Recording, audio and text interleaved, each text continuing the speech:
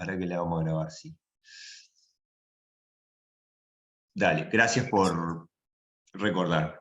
Entonces les estaba diciendo, bases, herramientas y aplicaciones, sobre todo en salud humana, pero no solo. Por ejemplo, vimos una clase de identificación humana, donde ahí no hay un problema médico en sí, pero sí se usan bases y herramientas de la genética aplicadas en salud humana. Esa es un poco la idea que ha permeado todo el curso, ¿sí? Veamos algunas de esas cosas como repaso. Bases. Y en general hemos tratado en todo el curso, sobre todo en las discusiones grupales, pero en cierta medida también en los teóricos, que el análisis de casos problema, o de situaciones problema, no necesariamente tiene por qué ser un caso clínico, ¿no? Puede ser una situación, una descripción práctica, sirva como forma de ir pensando en los temas, ¿sí? En las discusiones grupales siempre, y en los teóricos en cierta medida. Así vimos. Acá no estoy siguiendo necesariamente el cronograma, que por supuesto lo pueden repasar. No estoy siguiendo necesariamente el cronograma de forma cronológica, pero sí los grandes temas. Los mecanismos de herencia, repasando algo de las leyes de la herencia y viendo los distintos mecanismos de herencia y cómo los podemos ver en familias humanas, ¿sí? Y sobre todo los distintos mecanismos por los cuales variantes en nuestro genoma se pueden traducir en variantes en nuestro fenotipo.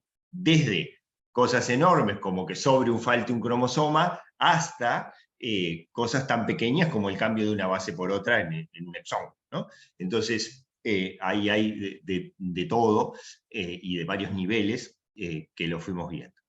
Ahí tenemos, por supuesto, los autosómicos y ligados a los cromosomas sexuales, que tienen una transmisión que es diferente, siempre yendo desde lo más simple a lo más complejo, y ahí entonces tenemos herencia monogénica, oligogénica, poligénica y multifactorial si consideramos variación ambiental. Cuando analizamos la herencia, hay cosas que son heredadas y están en nuestros genes y son heredadas, pero hay cosas que están en nuestros genes y no están en los genes de nuestros padres y son por lo tanto de novo, y pueden ser importantes en nuestro fenotipo. Y ahí, por lo tanto, distinguir lo que es constitucional, lo que estaba en el cigoto que nos dio origen, y por lo tanto en todas nuestras células, o cuando hay un mosaicismo somático y o gonadal. Este es un esquemita que siempre muestro en varias charlas y en estas que son de redondeo más, que son todas las situaciones que podemos ver, ¿no? Si tenemos un individuo con una mutación, con una variante alélica, como quieran decirle, ¿de dónde viene la misma? Bueno, lo más sencillo, que sea heredado de un parental, en este caso del padre. O que el padre tenga un mosaicismo que involucra tejido gonadal, en ese caso sería testicular, y por lo tanto pase a través del espermatozoide a su descendiente. O que tenga un mosaicismo exclusivamente gonadal, es decir, en cierta población de gónadas, y bueno, eventualmente pueda pasar también a su descendiente. Que sea de novo. No la tiene el padre, no la tiene la madre, pero la tiene el niño, en este caso un descendiente. Bueno, ocurrió en en la célula que dio origen al espermatozoide, en la célula que dio origen al óvulo, o en el cigoto mismo, cuando los dos gametos se fusionan. O es una mutación somática, ¿no? Es decir, no la tiene el padre, no la tiene la madre, no estaba en el cigoto, y sí aparece durante el desarrollo embrionario en algún momento. Las situaciones F y G distinguen un poco el momento en el cual esa mutación ocurre. En el caso F es más temprana en el desarrollo embrionario, por lo tanto está en más células y más tejidos eventualmente. En el caso G es más tardía y aparece muy circunscrita a una región, ¿sí? Acá es otro esquema que muestra esencialmente lo mismo, ¿no? pero de otra manera, que ustedes saben que yo soy pesado y me gusta mostrar lo mismo de maneras distintas, porque pienso que ayuda a redondear y entender algunos temas. El padre la tiene en todas sus células, primer caso, un parental, ¿no? No necesariamente el padre, la tiene en sus gónadas, y por lo tanto va a estar en el cigoto y a lo largo de la división embrionaria, y el descendiente la va a tener en todas sus células. El parental la tiene solo en células gonadales, no en el resto del cuerpo, pero sí va a estar por lo tanto en el cigoto, y a partir de ahí se transmite de generación en generación. Lo vamos a ver más fácil si es una herencia autosómica dominante, ahí lo vemos con más sencillez. O en la C tenemos una mutación que no está en el padre, no está en los gametos del padre, no está en el cigoto, pero durante el desarrollo embrionario aparece la mutación, y por lo tanto involucra algunos tejidos del individuo F1, que si no involucra tejido gonadal del individuo F1, no va a pasar a su vez a sus descendientes. En el caso de, esto sí es nuevo, digamos, no está en el esquema anterior, todas estas A, B y C ya estaban en el esquema anterior, en el caso de lo que muestra es cómo todos somos mosaicos para algo, y a lo largo de la vida vamos adquiriendo mosaicismos y vamos adquiriendo mutaciones, y por lo tanto mosaicismos. Eso se ve muy bien en las células de la médula ósea o en sangre periférica, y de hecho muchas de ellas terminan en síndromes mielodisplásicos, en linfomas, en leucemias,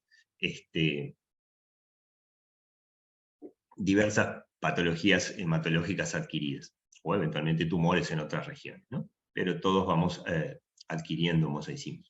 Una cosa que nos pasa a los hombres, por ejemplo, es que algunas de nuestras células van perdiendo el cromosoma Y, de forma mosaico, ¿no? Al principio lo teníamos, pues si no, no seríamos hombres, pero después algunas de las células lo van perdiendo, y eso se asocia aparentemente con algunas enfermedades, ¿no? Es una cuestión del envejecimiento. Otra de las bases centrales que estuvimos viendo son las variantes en el genoma, ¿tá? Y ahí hay varias consideraciones: genoma nuclear, genoma mitocondrial, anomalías cromosómicas y microrearreglos, ¿sí? Variantes, esas son clásicas, variantes que son genéticas, es decir, que involucran la secuencia de ADN, o epigenéticas, que no involucran la secuencia de ADN, pero sí el empaquetamiento y la expresión de ese ADN. La disomía uniparental, que es un caso particular, porque tiene dos cromosomas, pero son los dos provenientes de un progenitor, y eso puede alterar la expresión epigenética de algunos genes. Insistimos mucho en pensarlo de una forma, y yo ahora lo acabo de hacer, como niveles, ¿no? Variantes que me pueden afectar desde un par de bases a todo un genoma haploide, por ejemplo en una triploidía, ¿sí? Por eso hablar de enfermedades genéticas y enfermedades genómicas, cuando lo que está involucrado es una región mucho más grande y que involucra más de un gen. Hablamos algo de los mecanismos patogénicos, cómo ya no de la variante en sí, sino cómo esa variante puede llevar a alteraciones en el fenotipo, a una enfermedad, si lo pensamos como médicos. Y ahí hablamos de ganancia y pérdida de función, que es muy esquemático, hay más variantes, pero esto es, bueno, una forma esquemática de acordarse. Variantes, mecanismo patogénico 2, variantes en regiones reguladoras, ya sea de la transcripción, del splicing, de la propia traducción, o variantes codificantes, ¿no? Que a su vez producen un missense, un nonsense, un home stop, un cambio de aminoácido, o son sinónimas. La relación entre el tipo de variante y el mecanismo patogénico, por lo menos probable. Una variante, por ejemplo, que yo tenga una delesión de todo un gen, o de medio gen, lo más probable es que me provoque una pérdida de funciones. Si yo tengo una variante, en general missense, en un sitio particular, me puede generar una ganancia. Entonces, si yo tengo una triplicación de un gen, me va a generar una ganancia de función, no una pérdida, ¿sí? Entonces, a partir del tipo de variante uno puede ver la más probable efecto, si bien después hay que demostrarlo experimentalmente. y también la relación entre el tipo de variante y el modo de herencia. Las variantes de pérdida de función, lo digo al revés, las variantes recesivas son siempre de pérdida de función, las variantes dominantes pueden ser de pérdida de función, por haploinsuficiencia, pueden ser de ganancia de función o pueden ser de mecanismo dominante negativo. Repásenlo eso si no queda claro, que es un concepto que tiene sus complejidades. ¿No? Este es un esquemita que ya les mostré, donde tenemos las variantes desde un cromosoma entero, una región de un cromosoma, lo que llamamos CNVs, variantes en el número de copias, o a un cambio específico de una base por otra en una de las hebras del ADN, sería como el nivel más grueso de resolución arriba y el nivel más fino de mayor resolución abajo. Esta es otra forma de verlo también, pero ya no niveles en el sentido de tamaño, sino niveles en el sentido del flujo de la información genética en la célula. Puedo verlo a nivel del ADN, puedo verlo a nivel del ARN, ¿no? Ya sea un cambio en el ARN o un cambio en la cantidad de ARN, si se está expresando. Lo puedo ver en una proteína, de nuevo, ya sea un cambio en la cantidad de la proteína o en la estructura de la proteína. Si esas proteínas son enzimas, lo puedo ver en los cambios en los metabolitos que esas enzimas metabolizan, valga la redundancia, y también los cambios epigenéticos que en general van a estar afectando, ya sea de forma normal o patológica, la expresión de genes, ¿sí? Entonces, de repente tengo un ARN mensajero que tendría que tener y no lo tengo, porque está erróneamente apagado, y bueno, por supuesto me puede generar una alteración en el fenotipo.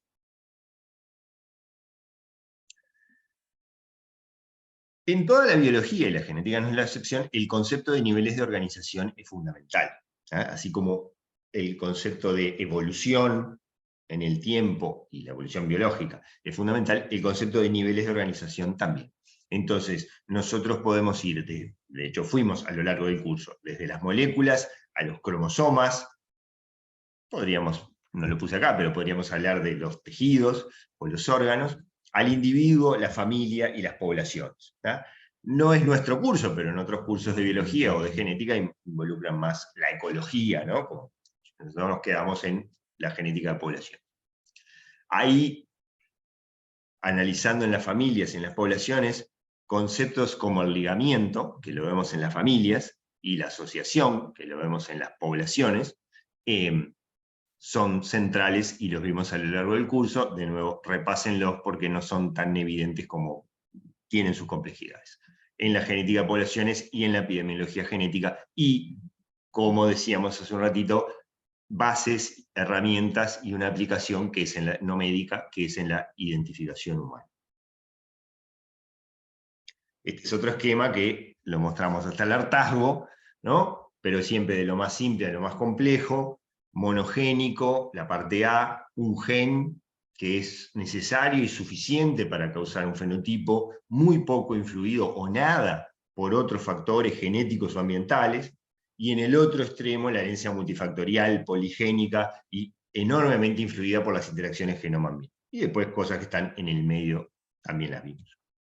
Este es otro esquema que mostramos hasta el hartazgo y que está relacionado con el anterior y que yo creo que hacemos bien en mostrarlo hasta el hartazgo porque es un esquema muy importante, porque muestra la relación y los distintos tipos de variantes en función de la frecuencia poblacional, o la frecuencia poblacional del alelo, sería la forma correcta de decirlo, y la penetrancia no es la forma más correcta, yo diría el efecto sobre la función del producto que codifica el gen y eventualmente el fenotipo, ¿sí?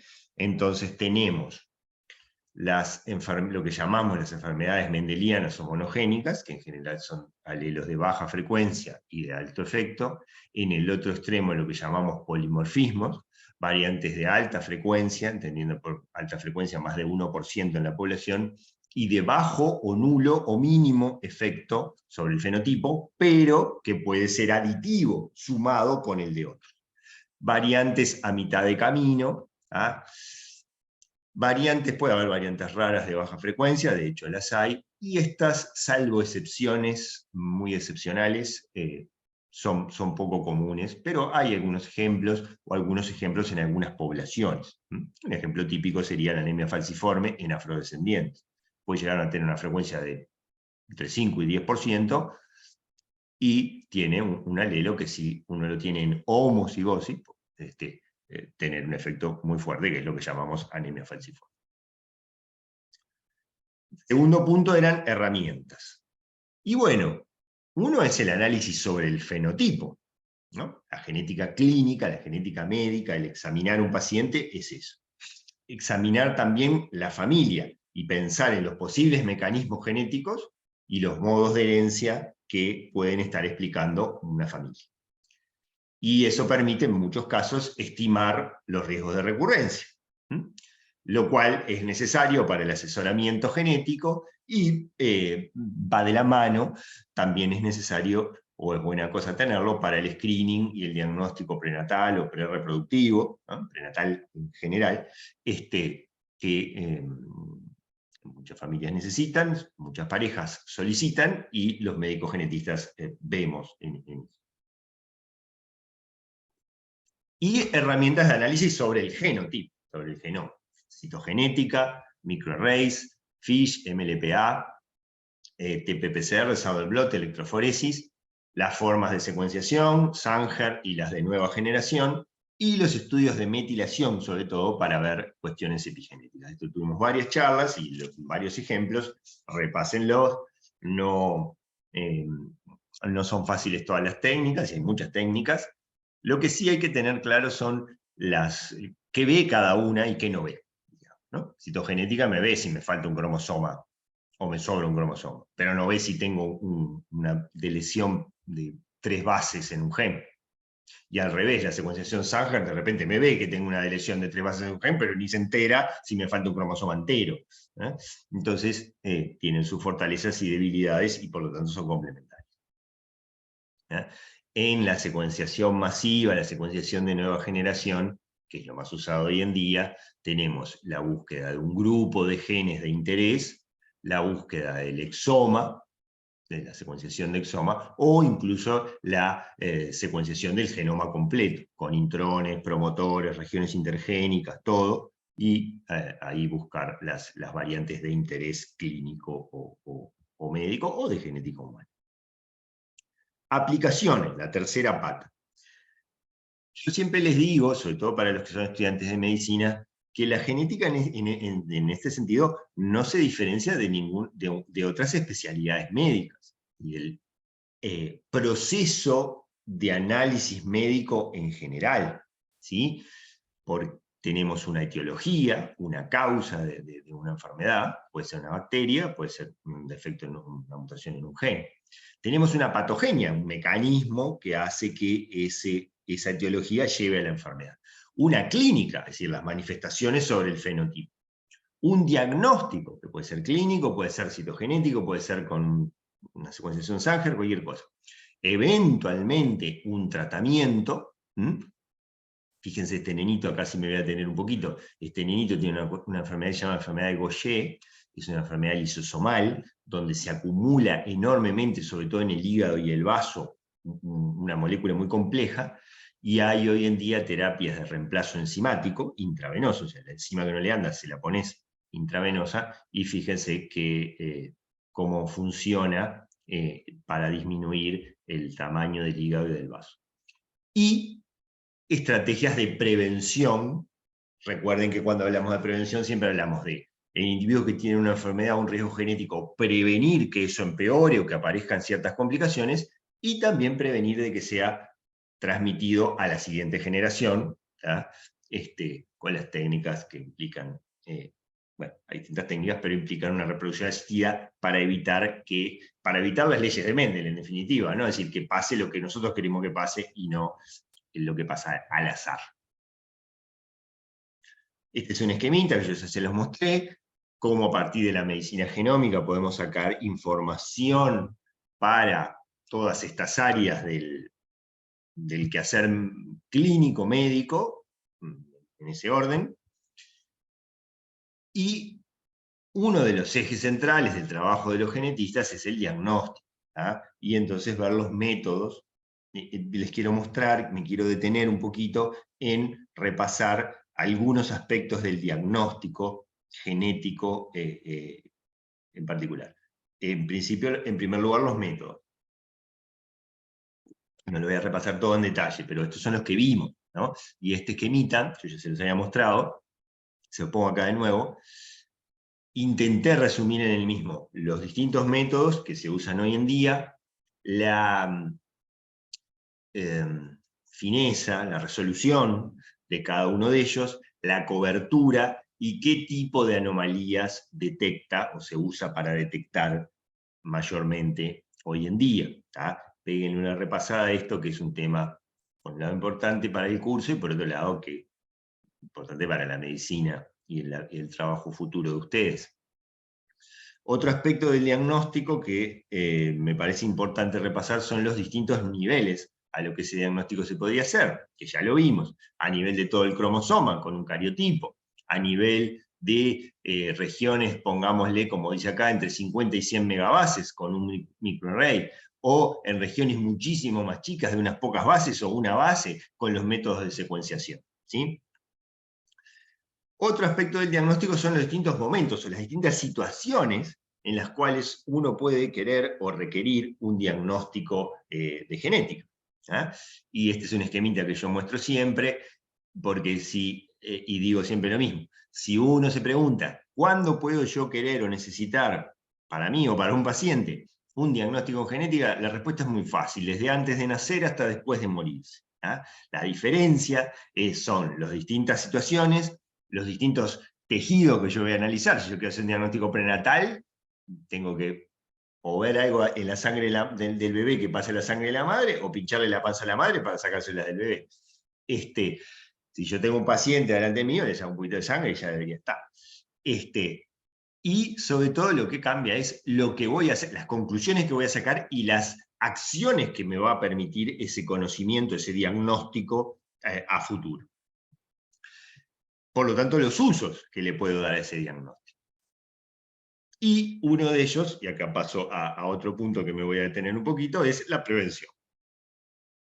Ya sea la prevención de variantes genéticas o de enfermedades y complicaciones en los individuos que tienen una enfermedad genética o un alto riesgo genético de lo que sea de cáncer, es lo más frecuente y lo más estudiado y que más se usa. Y acá vienen cuestiones como el screening de heterocigotos, el diagnóstico prenatal, el diagnóstico genético preimplantacional, ¿ah? Y de enfermedades y complicaciones hablamos del screening genómico, o sea, de búsqueda de mutaciones en grandes poblaciones, eventualmente todos, para ver ciertos riesgos, la farmacogenética y los scores poligénicos de riesgo de aplicación, sobre todo en genética cardiovascular y en genética del cáncer, que pueden permitir identificar individuos de alto riesgo que se van a beneficiar más de ciertas intervenciones preventivas o terapéuticas. Este es un esquemita también que yo, si bien es viejo, me gusta mostrarlo mucho porque permite entender cómo la información genética puede ser usada para varias cosas. Desarrollo de tratamientos basados en la genética, vimos algo de eso, no es el eje central del curso, no es lo que tenemos más experiencia los que participamos en el curso, pero predisposición de riesgos, esto sí, y uso para farmacogenética, farmacogenómica, también bastante. Siempre les pongo este esquemita, ¿no? De Parkinson. Estos son los signos motores de Parkinson, la línea negra oscura, y esta, la línea negra finita, son la pérdida de neuronas dopaminérgicas, la cual empieza entre 5 y 10 años antes del inicio de los síntomas. Por lo tanto, si yo diagnostico a los individuos acá, en base a la clínica, ya ocurrió una gran parte de esa pérdida. Si yo identifico a los individuos antes, y si tengo alguna forma farmacológica o la que sea, de disminuir esta pérdida de neuronas dopaminérgicas, es mucho mejor. No digo que sea fácil, pero es mucho mejor. De ahí la importancia de los scores poligénicos de riesgo que nos permiten identificar a los individuos que por haber heredado una acumulación de ciertas variantes, cada una de ellas de poco efecto, pero sumatorias, y eventualmente factores ambientales, tienen más riesgo de desarrollar cierta enfermedad. Esto, y como les decía, siempre vamos en el curso de lo más simple a lo más complejo, y bueno, fuimos agregando esas cosas, ¿no? Entonces tenemos información, esto es lo que la variabilidad, los factores de variabilidad sobre el desarrollo embrionario de un organismo, a poner una mariposita. Entonces tenemos las hormonas parentales, las marcas epigenéticas, eventualmente el microbioma del lugar donde se desarrolla, los genes que heredó ese individuo o mutaciones que tiene ese individuo. El desarrollo embrionario en sí, que puede tener sus variantes y está influido por factores ambientales, y después el crecimiento, y esto en definitiva que es el fenotipo que vemos al final. Entonces toda esta complejidad al final explica por qué somos todos distintos, ¿no? Si lo vemos como un fenotipo visible, y explica una gran parte, no todo, pero una gran parte por qué ciertas personas se enferman de ciertas cosas y otras no, o se enferman de otras, ¿verdad?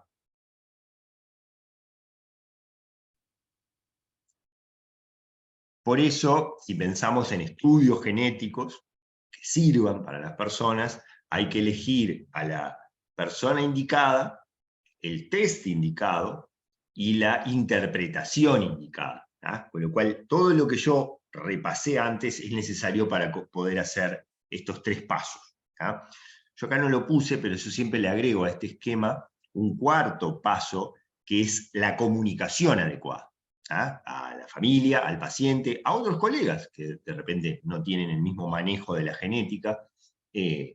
Bueno, ¿qué quiere decir? Aparece una mutación en el gen fulanito de tal, ¿y eso qué quiere decir? A veces es muy fácil de responder, a veces no se puede responder, y a veces requiere una interpretación cuidadosa, trabajada. También, siguiendo con la prevención, está el seguimiento, ¿no? Nos puede dar la genética datos pronósticos de la prevención de complicaciones, eventualmente como guía del tratamiento, farmacológico o no farmacológico. Por ejemplo, un paciente que tiene una mutación de un canal iónico que le puede producir arritmias. ¿Le pongo un cardiodefibrilador implantable o no? La genética puede ser un factor para tomar esa decisión. Y después, farmacológico ni que hablar. Para ver la efectividad del tratamiento, por ejemplo, si yo estoy tratando a un paciente con una infección, o con una HIV, es una que se usa mucho, o con una leucemia, si el tratamiento es bueno, el ARN del virus debe desaparecer. Y el ADN de la leucemia también. Nos sirve como medir la efectividad del tratamiento. Y la reaparición, si el tipo deja de tomar las pastillas del HIV, la carga viral va a volver a subir. O si aparece una clona leucémica resistente, va a volver a aparecer y ahí hay que tratarlo de nuevo. ¿Sí? O sea, la utilidad de distintas herramientas de la genética en medicina. Aquí vemos, por ejemplo, esto es un folleto nomás que saqué, pero de un centro muy importante, la Universidad de San Diego, y entonces para lo que es Cancer Genomic and Proteomic Landscape quiere decir escenario, ¿no? Panorama, paisaje.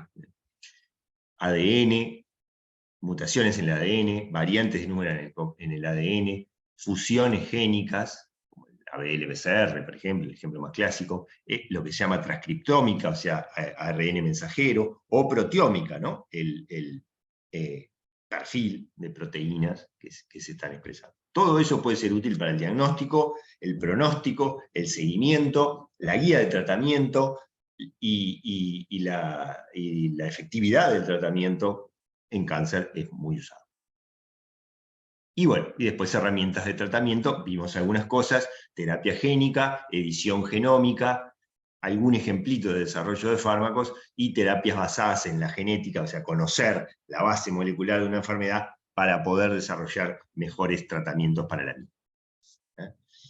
Aquí hay un ejemplo de las distintas estrategias de terapia génica, de cómo hacer llegar un gen a las células de forma tal que actúe como un fármaco. Aquí hay un trabajo de un anticuerpo monoclonal que se desarrolló al conocer las mutaciones que causan esta forma de hipercolesterolemia, o sea, colesterol muy alto, y cuál es la proteína exacta que está fallando aquí para desarrollar un anticuerpo que arregle eso parcialmente. Y acá está el detalle de cómo se hace, repásenlo, no quiero entrar en eso. Y acá hay un ejemplo, uno de los primeros, de uso de edición genómica en pacientes vivos para tratar de mejorar la amiloidosis, es decir, que es una acumulación de proteínas en la amiloide, por transtirretina, que está por ahí, y de alguna forma frenar la expresión de ese gen para que no se acumule la proteína, ¿sí? Y se logra parcialmente con la edición genómica. Acá está el detalle de cómo se hace, esto es un artículo de hace un par de años. Una cosa que yo les quiero insistir es que ustedes siempre traten de pensar como genetista, en determinadas situaciones por lo menos. En el examen seguro, pero después en otras situaciones, si se quieren dedicar a la genética, seguro. Y si no, por lo menos en determinadas situaciones. El genetista tiene que estar atento a lo diferente, a algo que no es lo que se ve en el resto de los individuos. Hay un individuo que tiene algo diferente. Entonces, este es un esquemita que vimos en clase, y si yo quiero interpretar como genetista esta gráfica, ¿qué me tengo que preguntar? ¿Cuál es el fenotipo? Enfermedad de Alzheimer, o mejor dicho, edad de inicio de la enfermedad de Alzheimer. ¿Cuál es el locus o el gen? APOE4. ¿Cuáles son los alelos de este gen? Bueno, en realidad son E12, 3 y 4, capaz que se recuerdan. Acá en realidad están considerando solo 3 y 4. ¿Cuáles son los genotipos? 3-3, 4-4 y 4-3. 3-4. ¿Cuál es la dominancia entre los alelos? Si es que la hay. En este caso en realidad no la hay. Hay distinto efecto de cada uno de ellos. En otros casos sí hay claramente dominancia recesiva. ¿Y cuál es el efecto, si es que lo hay, de los genotipos con G sobre el fenotipo con F? Y bueno, acá lo que vemos que los E4-4, la línea roja, empiezan con la enfermedad de Alzheimer más temprano que, por ejemplo, los E13-3, que es la línea esta verdosa. O sea que hay efectivamente un efecto del genotipo sobre el fenotipo que estamos analizando, ¿sí? Estas preguntas se las tienen que hacer siempre. O en este esquema todavía más clásico y más sencillo en gran medida. Yo acá tengo, pongámosle, una herencia autosómica dominante. Entonces yo quiero analizar los riesgos o las probabilidades para esta pareja. ¿Cuál es el locus? Acá no tenemos uno en particular, ¿no? Le podemos llamar como que queramos un ejercicio en abstracto. Le llamamos T. ¿Cuáles son los alelos? Acá hay una herencia autosómica dominante, o sea que hay un alelo T grande dominante y un alelo T chica recesivo. ¿Cuál es la dominancia entre los alelos? Le acabo de decir. ¿Cuál es el genotipo del padre? Y bueno, en principio sería homocigoto para el alelo normal, porque está sano y esto es dominante. ¿Cuál es el genotipo de la madre? Y bueno, en principio, este justo no es el mejor ejemplo, ahora me doy cuenta, pero bueno, lo más probable es que la madre sea heterocigota. Sea heterocigota, en general. ¿Cuáles son los posibles genotipos de los descendientes? Homocigoto T minúscula y heterocigota serían los dos. ¿Cuáles son los posibles fenotipos de los descendientes? Si es dominante, los homocigotos T minúscula van a tener el fenotipo que corresponde a T minúscula. Los heterocigotos, si es dominante, van a tener el fenotipo de T mayúscula. ¿Y cuál es la probabilidad numérica, cuantitativa, de cada uno de estos? Bueno, mitad y mitad en este caso. En otro caso es 3-1 o cualquier otro, ¿no? Estas son las preguntas que se tienen que hacer pensando como genetistas. Si se las hacen y se las responden, resuelven cualquier ejercicio del examen, por ejemplo. ¿Dudas del curso, de lo que mostré ahora, antes de ver lo de la evaluación, que alguna cosa ya preguntaron, y bueno, voy a profundizar ahora? No, ninguna. Veamos la evaluación y por supuesto podemos volver sobre algún tema. Una duda de la evaluación. A ver, dale. ¿Ese 60% es de promedio o me tengo que sacar mínimo 60 en cada una? Es promedio, está bien. Yo no es global, como dice acá. ¿Sí? Claro, pensé que sería así. 2 evaluaciones Gracias. continuas tenés que sacarte, te puede haber ido medio mal en una, pero si en la otra te va muy bien, compensás. Es el promedio, un 60% como mínimo. Hay posibilidad de recuperación. Por ejemplo, si alguien saca 58%, le doy una oportunidad de recuperación para alcanzar ese 60%. Claro, si sacás 10% no. Pero si sacás 58%, no se amarguen que voy a dar una posibilidad de recuperación en algún caso. Esa es la evaluación continua y por lo tanto el derecho a dar examen. Los prácticos son aparte, como vimos, y se ganaban por la asistencia a todos.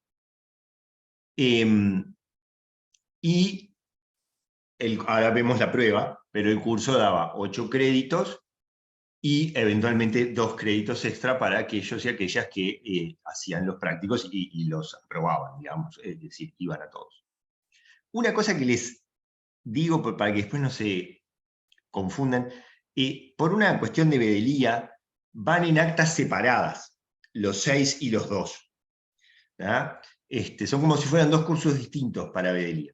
Entonces, pueden de repente te acreditan los 6 mientras pasan el acta y después a los 3 días te acreditan los 2 cuando pasan la otra acta.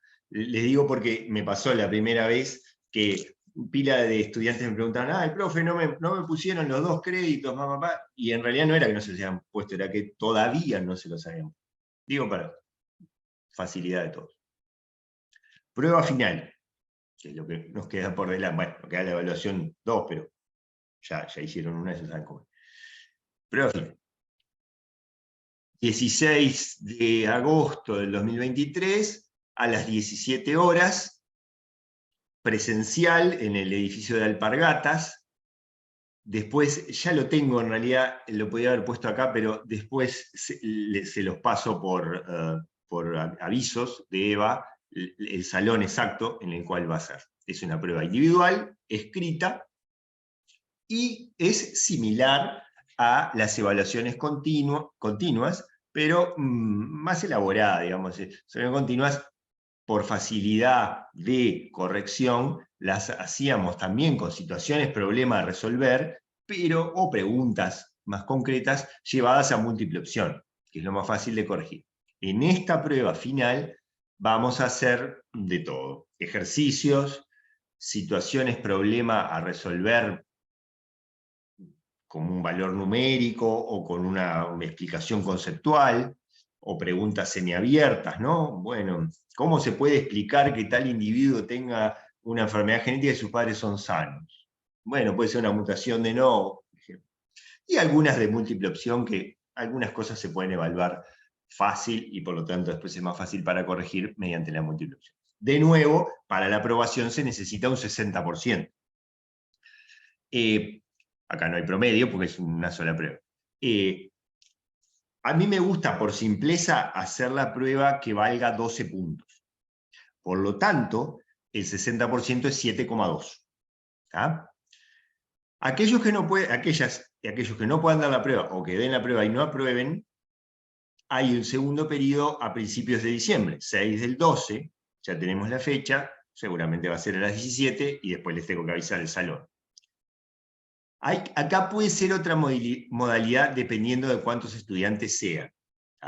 Porque, por ejemplo, si dan casi todos la prueba ahora y aprueban la enorme mayoría y de repente para el segundo periodo quedan 3 estudiantes, la hacemos oral, que es mucho más fácil y en realidad es mejor para ustedes. Si quedan, yo qué sé, 10 estudiantes, ahí ya la hacemos escrita, porque 10 orales es como muy largo, ¿no? Para los pocos docentes que somos nosotros. Entonces, Una consulta. les aviso sobre la fecha, un poco más sobre la fecha.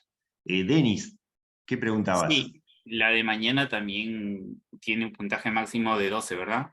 Como la anterior. Efectivamente, sí, sí. Y lo otro que les pido respecto a la prueba final, no tienen que anotarse a nada, ya están anotados, todo perfecto. Lo que sí les pido es que me manden un mensajecito por EVA, sin apuro, digo, pero antes de la prueba, obviamente, quienes piensan presentarse en este periodo. Eso es simplemente para después saber si imprimo 15 pruebas o 40 o 38. Y si alguien precisa un certificado para el trabajo, el día de la prueba, así yo ya se lo voy haciendo, se lo paso por EVA, por mail, lo que fuere, simplemente para agilizar eso. Yo no tengo más nada, pero Marina levantó la mano, así que le doy la palabra. Hola, buenas. Consulta, ¿vas a facilitar alguna lista después por las dudas de quienes se presentarían al examen? Por las dudas, porque si te mandamos mensaje y quizás que no llega o hay algún problema con Eva, por lo menos para verificar que estás avisado que vamos. Pues podría hacerlo, no me Dale, cuesta genial. nada. Simplemente, pero en realidad no te preocupes, porque en ese hipotético caso que vos digas, sí, me voy a presentar, y después, y a mí no me llega el mensaje por lo que sea, no importa, y después vas al día de la prueba, no importa, yo no voy a pasar lista, es simplemente para tener una idea de cuántos se van a presentar. Entonces si me mandan mensaje 38 de que se van a presentar, imprimo 45 pruebas y Genial. no Bien, pasa bien. nada, ¿entendés? Por las dudas consultar, ¿viste? Todas las Sí, sí. posibilidades. No tienen que anotarse, no es una anotarse para. Bien, Quiero bien. decir, ya están anotados siempre y cuando saquen el 60% en las evaluaciones continuas, ¿no? Tal cual, tal cual. Bueno, muchísimas gracias. ¿Alguna otra pregunta? Sí, yo tengo una pregunta. Dale. El otro día me encuentro con una amiga que su nuera es hija de un hemofílico. Primera vez que me pasa en la vida y quedé atónito que justo estoy haciendo el curso y bueno. Y bueno, El punto es, sí, es increíble. Me surgieron un par de, o sea, por suerte me vino todo aquello del factor 8 y todo eso. Le dije, lo primero que tendrías que hacer es consultar con un genetista para confirmar todo lo que ustedes piensan. Correcto. Y segundo, ir a hablar con un hematólogo, que es el que va a estar más en la cosa del tratamiento específico para, si es que lo hay, que supuse Sí lo que hay. sí. Pero sí lo hay.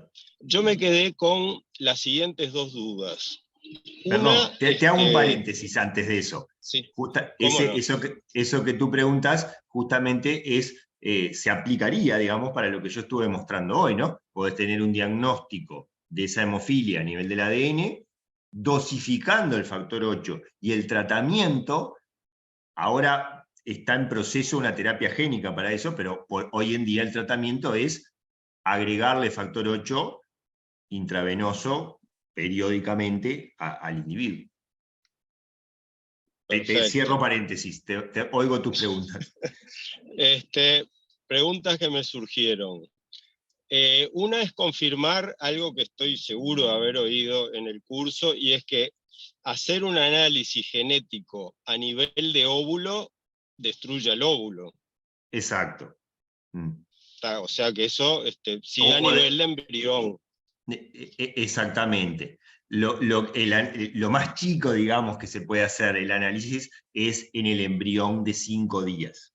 Eventualmente se puede hacer en el embrión de 3 días, pero hoy en día se hace más bien en el embrión de 5 días. Por lo tanto, la forma de evitar la transmisión de esa mutación es mediante selección de embriones. La fertilización in vitro y bueno, la selección. Exactamente. Ahí está, eso era la confirmación. Y la otra duda que sí me surgió un poco más grave es la de la expresividad variable. Porque de alguna manera, pasando rayo un poco a lo que vimos en el curso, quedé con la sensación de que todo, hasta las monogénicas de efecto de alta penetrancia, todas de algún modo tienen un margen de variabilidad en lo que es la expresión del gen, pero capaz que no, que estoy equivocado. No, te quedaste con la idea correcta. Lo que sí, eso hay que matizarlo, porque para algunas enfermedades tienen una gran variabilidad en la expresión y otras tienden a ser más homogéneas. Eso depende de cada enfermedad, de cada mutación y eso. Pero la idea con la que tú te quedaste es correcta. La hemofilia tiene una cierta variabilidad de la expresividad, y tanto genética como ambiental, porque también depende de cuánto se cuide el hemofílico. Uno de los grandes problemas de la hemofilia son lesiones de la rodilla por sangrados dentro de la rodilla. Entonces, si el individuo siempre hace caminatas, no es lo mismo si un hemofílico se pone a jugar al básquetbol o se pone a jugar al voleibol, se va a hacer bolsa la rodilla, ¿tá? Entonces ahí tienes una expresividad variable por factores ambientales. También lo podés tener por factores genéticos. Entonces la expresividad variable existe para casi todo. Para la hemofilia también, si bien no es de las más variables. Ojo, no te confundas, porque eso es lo otro que existe, y está bueno que ya que de paso lo repasemos, es si tengo la expresividad variable se refiere a cuando yo analizo individuos con la misma mutación. ¿Sí? O sea, teniendo la misma mutación, tiene una expresividad variable. O sea, que ahí hay otro factor genético o ambiental que está haciendo que esa expresividad sea variable. Lo otro que puede pasar... Digamos que... Dale. No, que no todas las arvejas son del mismo amarillo. Exacto. Exactamente. Ahí está. Exactamente. Bien. Lo otro que puede pasar, y eso no es expresividad variable, sino que eso se llama heterogeneidad alélica, es que en distintas familias, o en distintos individuos, o en distintas familias, haya distintas mutaciones. ¿Tá? Entonces, distintas mutaciones, hay algunas más severas que otras, y en la hemofilia, eso es muy claro, hay mutaciones muy severas, que casi no tienen factor 8 si no se lo pones exógeno, y otras que tienen una disminución de factor 8. Y así pasa para otras. Pero aprovecho para repasar un concepto que a veces se presta para confusión. Expresividad variable, estamos hablando de individuos con la misma mutación. De la misma familia o no, pero con la misma mutación. Entonces ahí hay otro factor, además de la mutación, que hace que varíe la expresión. Claro. Distinto es individuos o familias que tienen distintas mutaciones, y sí, hay algunas más malas que otras. Eso es así. Muchas gracias, Víctor. Por favor. ¿Alguna otra?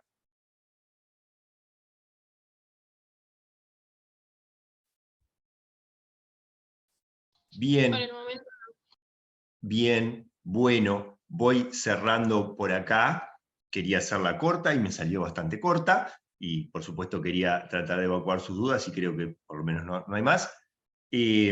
Mañana ya está colgado el formulario de la evaluación continua en EVA, simplemente no lo pueden abrir hasta mañana a las 5.